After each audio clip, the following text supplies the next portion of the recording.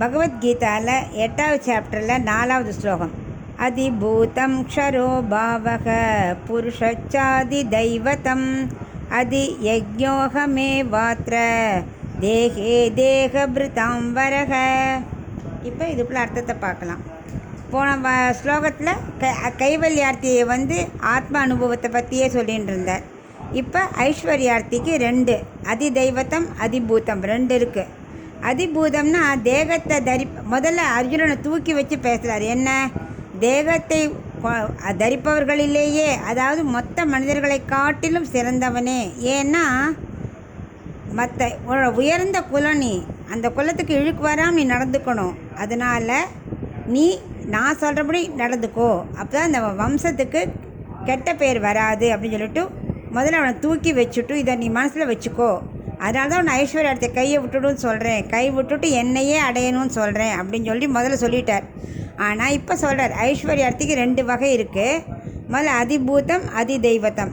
அதிபூதம்னா இந்த பஞ்சபூதங்கள் இருக்கு இல்லையா, நிலம் காற்று ஆகாயம் நெருப்பு தண்ணீர் எல்லாம் இருக்கு இல்லையா, அதோட சம்மந்தப்பட்ட ஐம்புலன்கள் என்ன பண்ணால் தேடியே போகும்.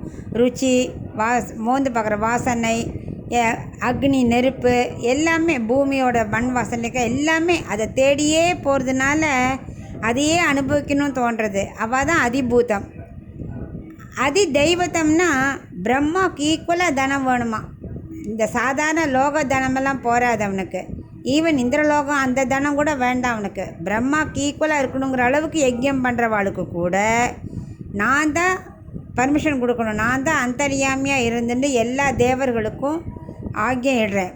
பாவம் இவ்வளோ ப்ரே பண்ணுறான் கொடுத்துருவோம் அப்படின்னு.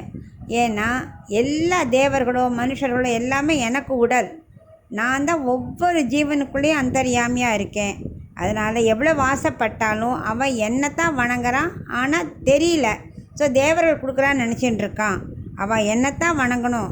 இந்த வணங்கிறதுக்கு 3 வகைப்பட்டவர்களும், கைவல்யார்த்திக்கு ஆத்மா அனுபவம் கிடைக்கணுமானாலும் இருக்கட்டும், ஐஸ்வர்யார்த்திக்கு தனம் வேணும்னாலும் இருக்கட்டும், இல்லை பகவத் லாபார்த்தி மோட்சமே வேணும் பகவானே வேணும்னு நினைக்கிறோம் ஆகட்டும், 3 பேருமே என்ன பண்ணணும், யஜ்யமாக என்னையே வணங்கணும். தனி யஜ்யம் பண்ண வேண்டாம், என்ன யஜ்யமாக நினச்சி வணங்கணும். இந்த தேவர்களுக்கு எல்லாம் யஜ்யம் பண்ணி வணங்குறதுனா கூட கொடுக்க வேண்டிய சக்தி எங்கிட்ட தான் இருக்குது, அதை அவள் புரிஞ்சுக்கணும் அப்படின்னு 4வது ஸ்லோகத்தை சொல்கிறார்.